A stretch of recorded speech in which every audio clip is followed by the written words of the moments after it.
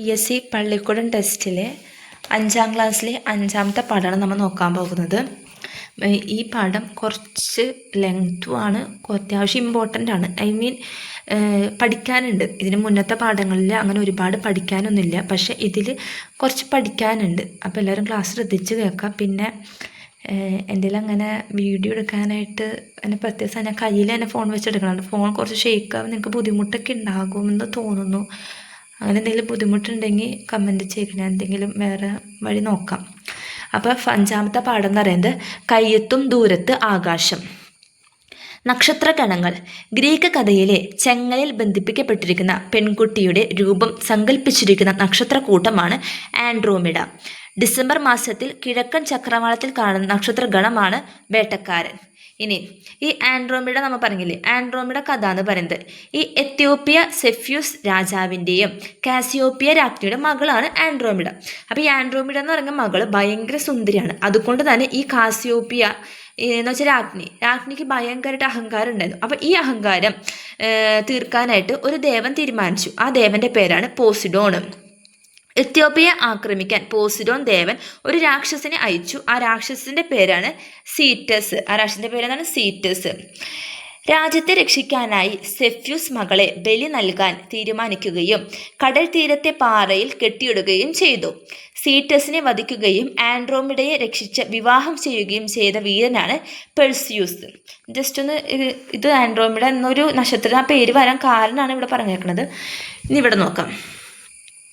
ഗ്രീക്കുകാർ അവരുടെ ഐതിഹ്യത്തിലെ വേട്ടക്കാരനായ ഓറിയോണിന്റെ പേരാണ് വേട്ടക്കാരൻ എന്ന നക്ഷത്രത്തിന് നൽകുന്നത്. വേട്ടക്കാരൻ നക്ഷത്രം നമ്മളിവിടെ പറഞ്ഞിരുന്നു, ഡിസംബർ മാസത്തിൽ കിഴക്കൻ ചക്രവാളത്തിൽ കാണുന്ന നക്ഷത്രമാണ് വേട്ടക്കാരൻ. അപ്പോൾ ഈ വേട്ടക്കാരൻ എന്ന പേര് വന്നിരിക്കുന്നത് ഓറിയോണിന്റെ പേരാണ്. വേട്ടക്കാരനായ ഓറിയോണിന്റെ പേരാണ് ഇവിടെ കൊടുത്തിരിക്കുന്നത്. ദൂരദർശിനിയുടെ സഹായമില്ലാതെ ഏപ്രിൽ മാസത്തിൽ വടക്കൻ ചക്രവാളത്തിൽ വ്യക്തമായി നിരീക്ഷിക്കാൻ കഴിയുന്ന നക്ഷത്രഗണമാണ് സപ്തർഷികൾ. ദൂരദർശിനി ഉദ്ദേശിക്കുന്നത് ടെലസ്കോപ്പാട്ടോ. അപ്പോൾ ടെലസ്കോപ്പിന്റെ സഹായമില്ലാതെ ഏപ്രിൽ മാസത്തിൽ വടക്കൻ ചക്രവാളത്തിൽ വ്യക്തമായി നിരീക്ഷിക്കാൻ കഴിയുന്ന നക്ഷത്രഗണമാണ് സപ്തർഷികൾ. 7 നക്ഷത്രങ്ങളെ വ്യക്തമായി കാണുന്നതിനാലാണ് സപ്തർഷികൾ എന്ന പേര് നൽകിയിരിക്കുന്നത്. വലിയ തവിയുടെ രൂപം സങ്കല്പിച്ച് യൂറോപ്യൻ രാജ്യങ്ങൾ സപ്തർഷികൾക്ക് അറിയപ്പെടുന്നതാണ് ബിഗ് ഡിപ്പർ. എന്നാണ് യൂറോപ്യൻ രാജ്യങ്ങൾ ഇത് അറിയപ്പെടുന്നത്.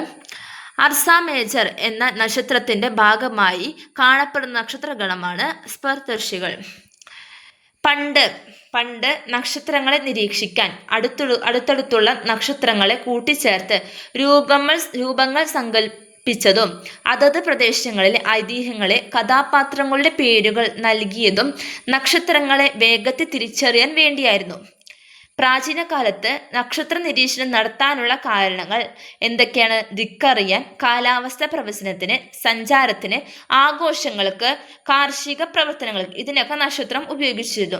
ഇതിപ്പോൾ ഞാൻ വേണമെങ്കിൽ ഒരു എക്സാമ്പിൾ പറയുകയാണെങ്കിൽ, നമ്മൾ ഈ ജീസസിൻ്റെ സ്റ്റോറിയിൽ ജീസസ് എന്ന് വെച്ചാൽ മാതാവ് ഈശോനെ പ്രസവിക്കുന്ന സമയത്ത് രാജാക്കന്മാർ നക്ഷത്രം നോക്കിയിട്ടല്ല അവർ വന്ന. ദിക്കറിയാൻ നക്ഷത്രങ്ങൾ, അതാണ് ഇവിടെ പറയുന്നത്. ദിക്കറിയാൻ, കാലാവസ്ഥ പ്രവചന, സഞ്ചാരത്തിന്, ആഘോഷങ്ങൾക്ക്, കാർഷിക പ്രവർത്തനങ്ങൾ. ഒരു എക്സാമ്പിൾ പറഞ്ഞതാട്ടോ.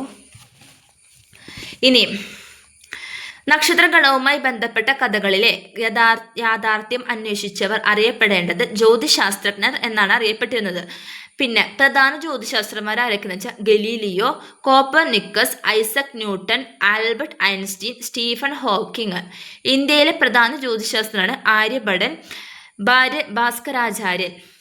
ഇനി കൂടുതൽ അറിയാനായിട്ട് നോക്കാം. ഗലീലിയോ ഗലീലി ഭൗതിക ശാസ്ത്രജ്ഞൻ, ജ്യോതിശാസ്ത്രജ്ഞൻ, വാനനിരീക്ഷകൻ, തത്വചിന്തകൻ എന്നീ നിലകളിൽ കഴിവ് തെളിയിച്ച ഇറ്റലിക്കാരനാണ് ഗലീലിയോ ഗലീലി. 1609 ചാരക്കണ്ണാടി എന്ന സ്പൈ ഗ്ലാസ് എന്നറിയപ്പെടുന്ന ദൂരദർശിനി ടെലസ്കോപ്പ് പരിഷ്കരിച്ച് ആകാശഗോളങ്ങളെ നിരീക്ഷിച്ചു. ചന്ദ്രോപരിതലത്തിലെ കുന്നുകളും ഗർത്തങ്ങളും ടെലസ്കോപ്പ് ഉപയോഗിച്ച് നിരീക്ഷിക്കുകയും അവയുടെ രേഖാചിത്രം വരയ്ക്കുകയും ചെയ്തു. അപ്പം നമ്മുടെ ഈ ടെലസ്കോപ്പിൽ, ദൂരദർശൻ എന്ന് പറയുന്ന ടെലസ്കോപ്പാണ്. ഈ ടെലസ്കോപ്പ് ഉപയോഗിച്ചിട്ട് ചന്ദ്രോപരിതലത്തിലെ കുന്നുകളും ഗർത്തങ്ങളൊക്കെ ആൾ നിരീക്ഷിച്ചു. എന്നിട്ട് എന്ത് അതിൻ്റെ ചിത്രങ്ങളൊക്കെ വരയ്ക്കുകയും ചെയ്തിരുന്നു അദ്ദേഹം. വ്യാഴത്തിന്റെ വലിയ 4 ഉപഗ്രഹങ്ങളെ കണ്ടെത്തി. നമ്മുടെ വ്യാഴം നമുക്ക് 8 ഇതുണ്ടല്ലോ, അതിൽ നിന്ന് വ്യാഴത്തിന്റെ വലിയ 4 ഉപഗ്രഹങ്ങളെ കണ്ടെത്തി. അത് ഗലീലിയൻ ഉപഗ്രഹങ്ങൾ എന്നറിയപ്പെടുന്നു. 1610 ദി സ്റ്റാറി മെസഞ്ചർ എന്ന ഗ്രന്ഥം പ്രസിദ്ധീകരിച്ചു. സൂര്യകളങ്ങളും ശനികളും വലയങ്ങളും നിരീക്ഷിച്ച ശാസ്ത്രജ്ഞനാണ് ഇദ്ദേഹം. നിരീക്ഷണം, പരീക്ഷണം, ഗണിതവൽക്കരണം എന്നിവയാണ് ശാസ്ത്രത്തിന്റെ പണിയായുധങ്ങൾ എന്ന് കണ്ടെത്തി ലോകത്തിന് ആദ്യമായി കാട്ടിക്കൊടുത്ത ശാസ്ത്രജ്ഞനാണ് ഗലീലിയോ ഗലീലി. ഇത്രയാണ് ഗലീലിയോ ഗലീലിയെ കുറിച്ച് പറയുന്നത്. അടുത്ത ശാസ്ത്രജ്ഞനാണ് ഐസക് ന്യൂട്ടൻ. ഐസക് ന്യൂട്ടൻ എല്ലാവർക്കും അറിയാലോ. അപ്പം ഇംഗ്ലീഷ് ഭൗതിക ശാസ്ത്രജ്ഞനും ജ്യോതിശാസ്ത്രജ്ഞനും തത്വചിന്തകനുമായിരുന്ന സർ ഐസക് ന്യൂട്ടൻ 1687 പുറത്തിറക്കിയ ഗുരുത്വാകർഷണം, ചലന നിയമങ്ങൾ എന്നിവ വിശദീകരിക്കുന്ന ന്യൂട്ടന്റെ ഗ്രന്ഥം പ്രിൻസിപ്പിയ എന്നാണ്. 1687 പുറത്തിറക്കിയ ഗുരുത്വാകർഷണം, ചലന നിയമങ്ങൾ കേട്ടോ. ഇനി അടുത്തത് പ്രകാശത്തിന്റെ കണികാ സ്വഭാവം വ്യക്തമാക്കുന്ന കണികാ സിദ്ധാന്തം ന്യൂട്ടന്റെ സംഭാവനയാണ്. 2005 റോയൽ സൊസൈറ്റി നടത്തിയ അഭിപ്രായ സഭയിൽ നൂറ്റാണ്ടിലെ ഏറ്റവും സ്വാധീനശക്തനായ ശാസ്ത്ര പ്രതിഭയാണ് തിരഞ്ഞെടുക്കപ്പെട്ടത് ന്യൂട്ടനെയാണ്. ന്യൂട്ടൻ 2005 റോയൽ സൊസൈറ്റി നടത്തിയ അഭിപ്രായ സഭയിൽ നൂറ്റാണ്ടിൽ ഏറ്റവും സ്വാധീനശക്തനായ ശാസ്ത്ര പ്രതിഭയെ തിരഞ്ഞെടുക്കപ്പെട്ടിട്ടുണ്ട്. ഇനി ആദ്യത്തെ റിഫ്ലക്റ്റിംഗ് ടെലിസ്കോപ്പ് നിർമ്മിച്ച ശാസ്ത്രജ്ഞനാണ് ഐസക് ന്യൂട്ടൻ. റിഫ്ലക്റ്റിംഗ് ടെലിസ്കോപ്പ് കേട്ടോ. സർ പദവി ലഭിച്ച രണ്ടാമത്തെ ശാസ്ത്രജ്ഞനാണ് ഇദ്ദേഹം. ബലത്തിന്റെ യൂണിറ്റ് ന്യൂട്ടന്റെ പേരിലാണ് അറിയപ്പെടുന്നത്. ഇനി രാഷ്ട്രത്തിന്റെ ആദരവോടെ ശവമടക്കപ്പെട്ട ആദ്യത്തെ ഇംഗ്ലീഷ് ശാസ്ത്രജ്ഞനാണ് ഐസക് ന്യൂട്ടൻ. അടുത്താണ് ആൽബർട്ട് ഐൻസ്റ്റീൻ. 20-ാം നൂറ്റാണ്ടിലെ ഏറ്റവും പ്രതിഭാശാലിയായ ശാസ്ത്രജ്ഞൻ. ജൂതവംശജനായ ഐൻസ്റ്റീൻ ജർമ്മനിയിലാണ് ജനിച്ചത്. ഐൻസ്റ്റീന്റെ പൊതു ആപേക്ഷിക സിദ്ധാന്തം ആധുനിക ഭൗതിക ശാസ്ത്രത്തിലെ അടിസ്ഥാന ശിലകളിൽ ഒന്നായി കാണപ്പെടുന്നു. ദ്രവ്യവും ഊർജവും തമ്മിലുള്ള ബന്ധത്തെ പറ്റിയുള്ള ഐൻസ്റ്റീന്റെ സമവാക്യമാണ് E=mc². ഫോട്ടോ ഇലക്ട്രിക് എഫക്റ്റ് സംബന്ധിച്ച പുതിയ നിയമം രൂപവൽക്കരിച്ചതിന് 1921 ഭൗതിക ശാസ്ത്രജ്ഞനുള്ള നോബൽ പുരസ്കാരം ഇദ്ദേഹത്തിന് ലഭിച്ചു. 1999 ഇന്നത്തെ time magazine personal of the സെഞ്ചുറിയായി തിരഞ്ഞെടുക്കപ്പെട്ടു. 3 ശാസ്ത്ര പ്രബന്ധങ്ങളും 150 ശാസ്ത്രേതര ഗ്രന്ഥങ്ങളും അദ്ദേഹം രചിച്ചിട്ടുണ്ട്. ആധുനിക ഭൗതിക ശാസ്ത്രത്തിന്റെ പിതാവാണ് ആൽബർട്ട് ഐൻസ്റ്റീൻ. ഇതാണ് ഇമ്പോർട്ടൻ്റ് ആയിട്ട് നോക്കണം. നമ്മുടെ ആധുനിക ഭൗതിക ശാസ്ത്ര പിതാവ് ആരാന്ന് വെച്ചാൽ ആൽബർട്ട് ഐൻസ്റ്റീൻ. അടുത്തത് സ്റ്റീഫൻ ഹോക്കിംഗ്. പ്രശസ്തനായ ബ്രിട്ടീഷ് ഭൗതിക ശാസ്ത്രജ്ഞനായിരുന്നു സ്റ്റീഫൻ ഹോക്കിംഗ്. നക്ഷത്രങ്ങൾ നശിക്കുമ്പോൾ രൂപം കൊള്ളുന്ന താമോദരങ്ങളെക്കുറിച്ച് ഇന്ന് ലഭ്യമായ വിവരങ്ങളിൽ പലതും സ്റ്റീഫൻ ഹോക്കിങ്ങിന്റെ വിവരങ്ങളിലൂടെ ലഭ്യമായതാണ്. ബ്രിട്ടനിലെ ഏത് സർവകലാശാലയിലാണ് സ്റ്റീഫൻ ഹോക്കിംഗ് കോസ്മറ്റോളജി വിഭാഗം ഡയറക്ടറായിരുന്നത്? കാമ്പസ് യൂണിവേഴ്സിറ്റിയിലായിരുന്നു കേട്ടോ. A brief history of time എന്ന പ്രശസ്തമായ ശാസ്ത്രഗ്രന്ഥം രചിച്ചത് സ്റ്റീഫൻ ഹോക്കിംഗ് ആണ്. 1967 ഇദ്ദേഹത്തിന് ഡോക്ടറേറ്റ് നേടി. സ്റ്റീഫൻ ഹോക്കിംഗ് 1967 ഓക്സ്ഫോർഡ് യൂണിവേഴ്സിറ്റിയിൽ ശാസ്ത്രജ്ഞനായ റോജർ പെൻറോസുമായി ചേർന്ന് എഴുതിയ singularities and geometry of space time എന്ന പ്രബന്ധത്തിന് വിഖ്യാതമായ ആദംസ് പ്രൈസ് ലഭിച്ചു. സ്റ്റീഫൻ ഹോക്കിംഗ് ആസൂത്രണം ചെയ്ത അന്യഗ്രഹ ജീവൻ തേടുന്ന ഗവേഷണ പദ്ധതിയാണ് ബ്രേക്ക് ത്രൂ ഇനിഷ്യേറ്റീവ്. ആൽബർട്ട് ഐൻസ്റ്റീനു ശേഷം ലോകത്ത് ജീവിച്ചിരുന്ന ഏറ്റവും പ്രഗത്ഭനായ മസ്തിഷ്കത്തിന്റെ ഉടമയായി സ്റ്റീഫൻ ഹോക്കിംഗ് അറിയപ്പെട്ടു. സ്റ്റീഫൻ ഹോക്കിങ്ങിന്റെ മുഖ്യ ഗവേഷണ വിഷയമാണ് സൈദ്ധാന്തിക ജ്യോതിശാസ്ത്രം. സ്റ്റീഫൻ ഹോക്കിങ്ങിനെ ബാധിച്ച മോട്ടോർ ന്യൂറോൺ രോഗം ഏതാണ്? നാഡീരോഗങ്ങളെ തളർത്തുന്ന അമയോട്രോപിക് ലാറ്ററൽ സ്ക്ലീറോസിസ്. നാഡീദോഷങ്ങളെ തളർത്തുന്ന അമയോട്രോപിക് ലാറ്ററൽ സ്ക്ലീറോസിസ്. ഇനി അടുത്തതാണ് ബഹിരാകാശം. ബഹിരാകാശം എന്ന് വെച്ചാൽ മരങ്ങൾ വളർന്നു നിൽക്കുന്നതും പക്ഷികളും വിമാനങ്ങളും പറക്കുന്നതും മേഘങ്ങൾ ഒഴുകി നീങ്ങുന്നതും ഭൂമിയുടെ അന്തരീക്ഷത്തിലാണ്.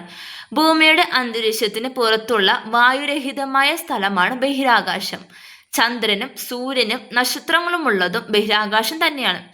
ഭൂമിയിൽ നിന്ന് നോക്കുമ്പോൾ എല്ലാ ആകാശഗോളങ്ങളും ഒരേ പ്രതലത്തിലാണെന്ന് തോന്നുമെങ്കിലും യഥാർത്ഥത്തിൽ ഒരേ പ്രതലത്തിലല്ല. ആകാശ നിരീക്ഷണത്തിന് സഹായിക്കുന്ന സോഫ്റ്റ്വെയറുകളാണ് കെ സ്റ്റാർ, സ്റ്റെല്ലേറിയം. ബഹിരാകാശത്ത് നിന്ന് തന്നെ നിരീക്ഷണങ്ങൾ നടത്താനും പരീക്ഷണങ്ങൾ ചെയ്യാനുമായി ബഹിരാകാശത്ത് ഒരുക്കിയ പരീക്ഷണശാലയാണ് ബഹിരാകാശ നിലയം. പരീക്ഷണങ്ങൾക്കും മറ്റുമായി ബഹിരാകാശ നിലയത്തിൽ എത്തുന്നവർക്ക് നേരിടേണ്ടി വരുന്ന പ്രശ്നങ്ങൾ. ബഹിരാകാശത്തിന്റെ സവിശേഷതകൾ എന്തൊക്കെയാണെന്ന് ചോദിച്ചിരിക്കുന്നത്: വായുവില്ല, ഭാരം അനുഭവപ്പെടില്ല, ജലമില്ല. ഇതൊക്കെയാണ് അവിടെ അവർ നേരിടുന്ന പ്രശ്നങ്ങൾ. ഇനി ബഹിരാകാശ നിലയങ്ങളെ കുറിച്ചാണ് നമ്മൾ നോക്കാൻ പോകുന്നത്. അന്താരാഷ്ട്ര ബഹിരാകാശ നിലയം ISS. അമേരിക്കയുടെ ബഹിരാകാശ നിലയമാണ് NASA. Russia Roscosmos. Japan JAXA. Europe ESA. Canada CSA എന്നീ 5 രാജ്യങ്ങളുടെ ബഹിരാകാശ ഏജൻസികളുടെ കൂട്ടായ പ്രവർത്തനത്തിന്റെ ഫലമായി സ്ഥാപിതമായി. അന്താരാഷ്ട്ര ബഹിരാകാശ നിലയം ഭൂമിയിൽ നിന്ന് ഏകദേശം 420 കിലോമീറ്റർ ഉയരത്തിൽ ഭൂമിയെ ചുറ്റുന്നു. 92.68 മിനിറ്റിനുള്ളിൽ ഭൂമിയെ ചുറ്റിയുള്ള ഒരു പരിക്രമണം പൂർത്തിയാക്കുന്നു. അതിനാൽ ഒരു ദിവസം 16 തവണ ഭൂമിയെ ചുറ്റുന്നു. ഇനി ബഹിരാകാശ നിലയ സേവനങ്ങൾ. ജ്യോതിശാസ്ത്രം, കാലാവസ്ഥ ശാസ്ത്രം, ഭൗതിക ശാസ്ത്രം തുടങ്ങി വിവിധ ശാസ്ത്ര മേഖലകളിൽ ശാസ്ത്രീയ ഗവേഷണം നടത്തുന്നു. ബഹിരാകാശ പേടകങ്ങളും ഉപകരണങ്ങളും പരിശോധിക്കുന്നതിനും അറ്റകുറ്റപ്പണികൾ നടത്തുന്നതിനും ഉപയോഗിക്കാം. ഭാവിയിൽ ചന്ദ്രനിലേക്കും ചൊവ്വയിലേക്കുമുള്ള ദീർഘകാല ഭൗതികങ്ങളുടെ ഇടത്താവളമായി ഉപയോഗിക്കാം. ഇനി സല്യൂട്ട് 1. ലോകത്തിലെ ആദ്യത്തെ ബഹിരാകാശ നിലയമാണ് സല്യൂട്ട് 1. 1971 ഏപ്രിൽ 19 സോവിയറ്റ് യൂണിയൻ വിക്ഷേപിച്ചു. അടുത്ത ബഹിരാകാശ നിലയമാണ് സ്കൈലാബ്. അമേരിക്കയുടെ ആദ്യത്തെ ബഹിരാകാശ നിലയമാണ് സ്കൈലാബ്. 1973 നാസ വിക്ഷേപിച്ചു. 1974 വരെ ഭ്രമണപഥത്തിലുണ്ടായിരുന്ന സ്കൈലാബ് സോളാർ ഫിസിക്സ് പഠനങ്ങൾക്കും ഭൗമ നിരീക്ഷണ ഉൾപ്പെടെ വിവിധ പരീക്ഷണങ്ങൾ നടത്തി. മിർ 1986 ഭൂമിയിൽ 2001 വരെ പ്രവർത്തനക്ഷമമായിരുന്ന മിർ സോവിയറ്റ് യൂണിയന്റെ ബഹിരാകാശ നിലയമായിരുന്നു ഇത്. അന്താരാഷ്ട്ര ബഹിരാകാശ നിലയത്തിന്റെ മുൻഗാമിയാണ് മിർ. ആദ്യത്തെ മോഡുലാർ ബഹിരാകാശ നിലയം മിർ ആണ്. അപ്പൊ ഇങ്ങനെ ക്വസ്റ്റ്യൻ ചോദിക്കണം, ആദ്യത്തെ മോഡുലാർ ബഹിരാകാശ നിലയം ഏതാണെന്ന് ചോദിച്ചാൽ മിർ ആണ് കേട്ടോ. ഇനി ടിയാൻഗോങ് സ്റ്റേഷനുകൾ. ചൈനയുടെ ബഹിരാകാശ നിലയങ്ങളാണ് ടിയാൻഗോങ് സ്റ്റേഷനുകൾ. ഈ സ്റ്റേഷന്റെ ആദ്യ മോഡ്യൂളായ ടിയാൻഹെ-കോർ മോഡ്യൂൾ 2021 സമാരംഭിച്ചു. ഇനി ചന്ദ്രനെ കുറിച്ച് പറയാൻ പോകണം. ചന്ദ്രൻ രാത്രികാലങ്ങളിൽ ആകാശത്ത് ഏറ്റവും തെളിഞ്ഞും വലുതുമായി കാണപ്പെടുന്ന ആകാശഗോളം. ഭൂമിയുടെ ഏക ഉപഗ്രഹം. ഭൂമിയുടെ ഏറ്റവും അടുത്ത് സ്ഥിതി ചെയ്യുന്ന ആകാശഗോളം. ഭൂമിയിൽ നിന്ന് ചന്ദ്രനിലേക്കുള്ള അകലം 3.84 ലക്ഷം കിലോമീറ്റർ ആണ്. സൂര്യപ്രകാശം ചന്ദ്രനിൽ തട്ടി പ്രതിഫലിക്കുന്നതാണ് ചന്ദ്രന്റെ പ്രകാശമായി നാം കാണുന്നത്. ചന്ദ്രന്റെ മറ്റ് പ്രത്യേകതകൾ: ഗോളാകൃതി, സ്വയം പ്രകാശിക്കുന്നില്ല, ഭൂമിയുടെ പ്രകൃതിദത്ത ഉപഗ്രഹമാണ്, സ്വയം തിരിയുന്നു, ഭ്രമണം, ഭൂമിയെ പരിക്രമണം ചെയ്യുന്നു. നക്ഷത്രങ്ങളും ആകാശഗോളങ്ങളും. നക്ഷത്രം പ്രകൃതിയാലുള്ളതാണ്, സ്വയം പ്രകാശിക്കുന്നു, ഭൂമിയിൽ നിന്ന് നോക്കുമ്പോൾ മിന്നിത്തിളങ്ങുന്നതായി തോന്നുന്നു. ഗ്രഹം പ്രകൃതിയാലുള്ളതാണ്, സ്വയം പ്രകാശിക്കുന്നില്ല, നക്ഷത്രങ്ങളിൽ നിന്നുള്ള പ്രകാശം ഗ്രഹങ്ങളിൽ പ്രതിഫലിക്കുന്നത് കൊണ്ട് പ്രകാശിക്കുന്നതായി തോന്നുന്നു, ഭൂമിയിൽ നിന്ന് നോക്കുമ്പോൾ മിന്നിത്തിളങ്ങുന്നതായി കാണപ്പെടുന്നു. ഉപഗ്രഹം പ്രകൃതിയാലുള്ളതും മനുഷ്യനിർമ്മിതമായതുമുണ്ട്, സ്വയം പ്രകാശിക്കുന്നില്ല, നക്ഷത്രങ്ങളിൽ നിന്നുള്ള പ്രകാശം ഉപഗ്രഹങ്ങളിൽ പ്രതിഫലിക്കുന്നത് കൊണ്ട് പ്രകാശിക്കുന്നതായി തോന്നുന്നു, ഭൂമിയിൽ നിന്ന് നോക്കുമ്പോൾ മിന്നിത്തിളങ്ങുന്നതായി കാണപ്പെടുന്നു. ഇനി ഭൂമി. 50 ചന്ദ്രന് ഉൾക്കൊള്ളാവുന്ന വലിപ്പം ഭൂമിക്കുണ്ട്. ഭൂമിയുടെ ഉപരിതല വിസ്തീർണം 510.1 മില്യൺ ചതുരശ്ര കിലോമീറ്റർ ആണ്. സൂര്യൻ ഭൂമിയോട് ഏറ്റവും അടുത്ത നക്ഷത്രം. 13 ലക്ഷം ഭൂമിയെ ഉൾക്കൊള്ളാവുന്ന വലിപ്പം സൂര്യനുണ്ട്. ഭൂമിയിൽ നിന്ന് സൂര്യനിലേക്ക് അകലം 15 കോടി കിലോമീറ്റർ ആണ്. ഇനി ആൽഫ സെഞ്ചുറി A. സൂര്യൻ കഴിഞ്ഞാൽ ഭൂമിയോട് ഏറ്റവും അടുത്ത നക്ഷത്രം. 16 ലക്ഷം ഭൂമിയെ ഉൾക്കൊള്ളാവുന്ന വലിപ്പം ആൽഫ സെഞ്ചുറിക്ക് ഉണ്ട്. ഭൂമിയിൽ നിന്ന് ആൽഫ സെഞ്ചുറിയിലേക്കുള്ള അകലം 40 ലക്ഷം കോടി കിലോമീറ്റർ ആണ്. ഇനി അടുത്തത് സൗരയൂഥം, സോളാർ സിസ്റ്റം. സൂര്യനും സൂര്യനെ ചുറ്റുന്ന ഗ്രഹങ്ങളും ഉപഗ്രഹങ്ങളും മറ്റ് അനേകം വസ്തുക്കളും ചേർന്നാണ് സൗരയൂഥം. സൗരയൂഥത്തിലെ ഗ്രഹങ്ങളുടെ എണ്ണം 8. സൗരയൂഥത്തിലെ ഗ്രഹങ്ങൾ ബുധൻ, ശുക്രൻ, ഭൂമി, ചൊവ്വ, വ്യാഴം, ശനി, യുറാനസ്, നെപ്റ്റ്യൂൺ. ഏറ്റവും വലിയ ഉപഗ്രഹം വ്യാഴം, ഏറ്റവും ചെറിയ ഉപഗ്രഹം ബുധൻ. പ്ലൂട്ടോണിക് സൗരയുദ്ധ ഗ്രഹ പദവി നഷ്ടപ്പെട്ട വർഷം 2006 ആഗസ്റ്റ് 26. ആകാശഗോളങ്ങളുടെ സഞ്ചാരപഥ പരിക്രമണ പദം എന്ന് വെച്ചാൽ നമ്മുടെ ഓർബിറ്റ് കേട്ടോ. സൗരയൂഥത്തിന്റെ കേന്ദ്രമായ സൂര്യനെ പോലെ കോടിക്കണക്കിന് നക്ഷത്രങ്ങൾ പ്രപഞ്ചത്തിലുണ്ട്. പല നക്ഷത്രങ്ങൾക്കും അവയെ ചുറ്റുന്ന ഗ്രഹങ്ങളും ഉപഗ്രഹങ്ങളും ഉണ്ട്. ഇനി കൃത്രിമ ഉപഗ്രഹങ്ങൾ, ആർട്ടിഫിഷ്യൽ സാറ്റലൈറ്റ്സ്. ക്യാമറയും മറ്റ് ഉപഗ്രഹങ്ങളും ഘടിപ്പിച്ചതും ഭൂമിയെ ചുറ്റുന്നതുമായ മനുഷ്യനിർമ്മിത യന്ത്രങ്ങൾ ആണ് കൃത്രിമ ഉപഗ്രഹങ്ങൾ. കൃത്രിമ ഉപഗ്രഹങ്ങളാണ് GPS ഗ്ലോബൽ പൊസിഷനിങ് സിസ്റ്റം പോലുള്ള സേവനങ്ങളെ ലഭ്യമാകുന്നത്. കൃത്രിമ ഉപഗ്രഹങ്ങൾ നൽകുന്ന സേവനങ്ങൾ വിദൂര സംവേദനം, ഗതി നിർണയത്തിന്, വാർത്താവിനിമയത്തിന്, സൈനിക ആവശ്യങ്ങൾക്ക് അല്ലെങ്കിൽ പ്രതിരോധം, കാലാവസ്ഥ പ്രവചനത്തിന്, ആശയവിനിമയത്തിന്, ശാസ്ത്ര പരിവേഷണത്തിന്, വിഭവ സ്രോതസ്സുകൾ കണ്ടെത്തുന്നതിനും രേഖപ്പെടുത്തുന്നതിനും, ഭൂഗർഭ വസ്തുക്കളെ കുറിച്ച് പഠനം നടത്തുന്നതിനും, ഭൂമിയുടെ കാന്തികതയെക്കുറിച്ച് പഠിക്കുന്നതിന്, ഭൂമിയുടെ ഉപരിതലത്തിന്റെ മാപ്പ് തയ്യാറാക്കുന്നതിന് ഇതിനൊക്കെയാണ് നമ്മളുടെ കൃത്രിമ ഉപഗ്രഹങ്ങൾ ഉപയോഗിക്കുന്നത്. GPS ഗ്ലോബൽ പൊസിഷനിങ് സിസ്റ്റം ഒരു സ്ഥലത്തിൻ്റെയോ വസ്തുവിൻ്റെയോ സ്ഥാനം വിദൂരമായി തിരിച്ചറിയാൻ സഹായിക്കുന്ന ഒരു ഉപഗ്രഹ നാവിഗേഷൻ സംവിധാനമാണ് GPS. 1960കളിൽ US സൈന്യമാണ് ആദ്യമായി ഉപയോഗിച്ചത്. GPS നെറ്റ്വർക്കിൽ 2 ഉപഗ്രഹങ്ങൾ ഉൾപ്പെടുന്നു. GPSന്റെ ഉപയോഗങ്ങൾ: കൃത്യസ്ഥാനം നൽകുന്നു, വസ്തുവിൻ്റെയോ വ്യക്തിയുടെയോ സ്ഥാനം അറിയപ്പെടാൻ സാധിക്കുന്നു, ലോക ഭൂപടങ്ങൾ സൃഷ്ടിക്കാൻ സഹായിക്കുന്നു, ഒരിടത്തു നിന്ന് മറ്റൊരിടത്തേക്ക് യാത്ര ചെയ്യാൻ സഹായിക്കുന്നു. GPS സമാനമായി ഇന്ത്യ സംവിധാനം ചെയ്തതാണ് Indian region navigation satellite system IRNSS. GPS സമാനമായിട്ട് ഇന്ത്യ കൊണ്ടുവന്നാണ് IRNSS. അത് നോക്കി വെച്ചോളെ. ഇന്ത്യ വികസിപ്പിച്ച ഒരു സ്വതന്ത്ര പ്രാദേശിക ഗതി നിർണയ സംവിധാനമാണ് IRSS. ഇന്ത്യയുടെ ആദ്യത്തെ കൃത്രിമ ഉപഗ്രഹം ആര്യഭട്ട വിക്ഷേപിച്ചത് 1975 ഏപ്രിൽ 19-നാണ്. ഇന്ത്യൻ നാഷണൽ സാറ്റലൈറ്റ് സിസ്റ്റത്തിന്റെ ഭാഗമായി ഇൻസാറ്റ് 1A എന്ന ആശയവിനിമയ ഉപഗ്രഹം നിക്ഷേപിച്ചത് 1982-ലാണ്. ഇന്ത്യയുടെ കൃത്രിമ ഉപഗ്രഹങ്ങൾ ഇത് നോക്കി വെച്ചോളൂ, ഇത് ഇമ്പോർട്ടൻ്റ് ആണ്. ഇൻസാറ്റ് വാർത്താവിനിമയത്തിന് ഉപയോഗിക്കുന്നു. എജുസാറ്റ് വിദ്യാഭ്യാസം, നമുക്ക് ചിന്തിച്ചാൽ മതി എഡ്യൂക്കേഷൻ, അപ്പോൾ വിദ്യാഭ്യാസം എജുസാറ്റ്. IRNSS ഗതി നിർണയം. കാർട്ടോസാറ്റ് ഭൗമനിരീക്ഷണം. ആസ്ട്രോസാറ്റ് ജ്യോതിശാസ്ത്ര പഠനം. GSAT 7 അല്ലെങ്കിൽ എമിസാറ്റ് പ്രതിരോധം. ഓക്കെ, അപ്പം ഇത്രയ്ക്കാണ് ഞാൻ ഇപ്പോൾ എടുക്കുന്നുള്ളൂ. ഇനിയുണ്ട് കുറച്ച്, അത് ഞാൻ അടുത്ത പാർട്ടായിട്ട് ഇടും, കാരണം കുറച്ചധികം ഉണ്ട്. അപ്പോൾ 2 പാർട്ടായിട്ട് ഇടാന്ന് വെച്ചു. പിന്നെ ഞാൻ പറയുമ്പോൾ ഇടയ്ക്ക് കുറച്ച് മിസ്റ്റേക്ക് വരുന്നുണ്ട്, അത് ഞാൻ ക്യാമറയെ നോക്കിയിട്ടാണ് ഞാൻ പറയണത്.